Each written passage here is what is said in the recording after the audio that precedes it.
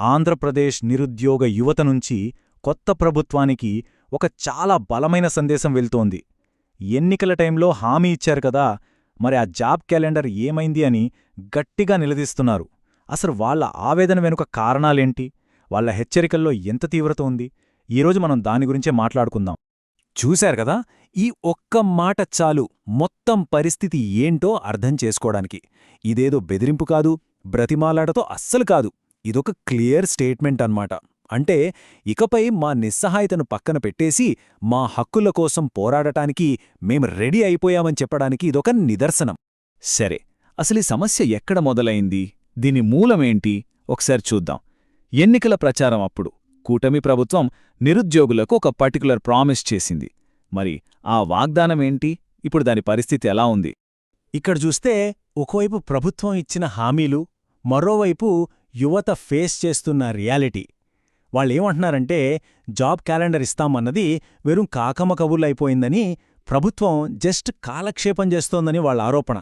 అంటే ఈ వెయిటింగ్, ఈ అంతులేని నిరీక్షణ వాళ్లలో చాలా నిరాశను నింపేస్తుందన్నమాట. సరే, ఈ లేట్ అవ్వడం వల్ల ఉద్యోగార్థుల మీద మెంటల్గా ఎలాంటి ప్రభావం పడుతోంది అది చూద్దాం. ఇదేదో జస్ట్ ఒక నోటిఫికేషన్ లేట్ అవ్వడం కాదు, ఇది వాళ్ల ఫ్యూచర్తో ముడిపడే ఉన్న విషయం, ఒక సీరియస్ ఆవేదన. వాళ్ళ మాటల్లోనే వింటే ఈ నిరీక్షణ, ఈ వెయిటింగ్ అనేది వాళ్ళని ఫిజికల్గా, మెంటల్గా ఎంతలా అలసిపోయేలా చేసిందో ఈ ఒక్క మాటలో అర్థమైపోతోంది. ఏళ్ల తరబడి ఎదురుచూస్తూ ఉండటం నిజంగా వాళ్ల సహనాన్ని పరీక్షిస్తోంది. ఇక్కడ మనం గమనిస్తే వాళ్ల ఆవేదన కాస్త ఆగ్రహంగా మారుతోంది. చాలా క్లియర్లా కనిపిస్తోందది. అంటే వాళ్ల గుండెల్లో రగులుతున్న ఆ మంట, ఆ బాధ రేపటి విప్లవానికి ఫస్ట్ స్టెప్ అవుతుందని ఒక వార్నింగ్ ఇస్తున్నారన్నమాట. సో ఇది జస్ట్ బాధ కాదు, ఇదొక హెచ్చరిక. ఈ మాట వాళ్ల నిరాశ ఏ స్థాయిలో ఉందో చూపిస్తుంది. చాలా పవర్ఫుల్ స్టేట్మెంట్.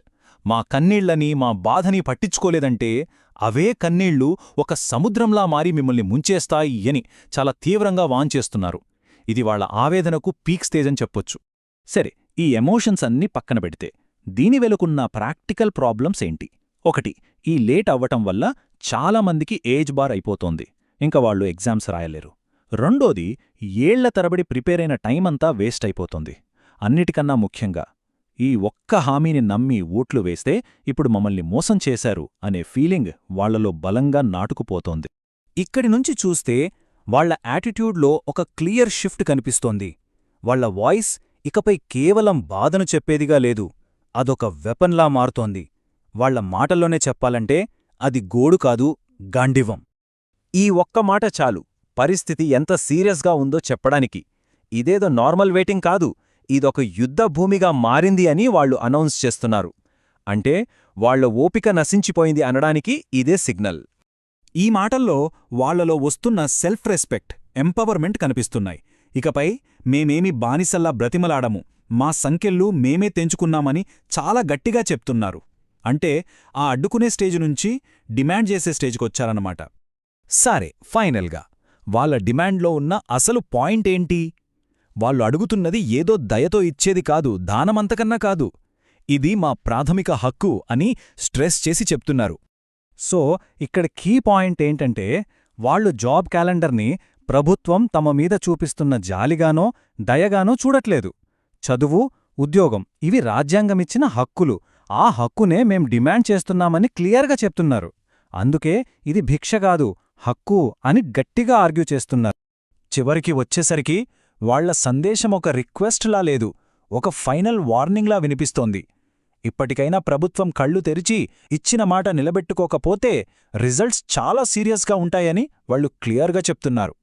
సో ఇదంతా చూశాక మన ముందొక పెద్ద ప్రశ్న మిగిలిపోతుంది. నిరుద్యోగ యువతలో ఇంతలా పేరుకుపోయిన ఈ ఆవేదన రేపొక పెద్ద ఉద్యమంగా మారుతుందా, ఒక విప్లవానికి దారితీస్తుందా? దీనికి సమాధానం బహుశా కాలమే చెప్పాలి.